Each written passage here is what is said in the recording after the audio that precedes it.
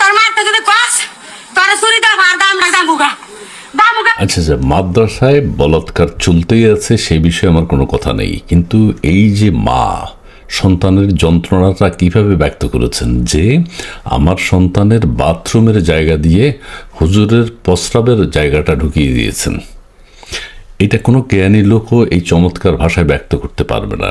কিন্তু প্রচণ্ড যন্ত্রণায় তিনি যে কথাটা বলেছেন সেখানে তিনি ভাষা হারান নাই, কিন্তু অকথ্য ভাষায় বলেন নেই, পিনাকি ভট্টাচার্যের মতো বলেননি। তিনি কি বলেছেন? আমার ছেলের বাথরুমের রাস্তা দিয়ে হুজুরের প্রস্রাবের রাস্তা ঢুকিয়ে দিয়েছেন।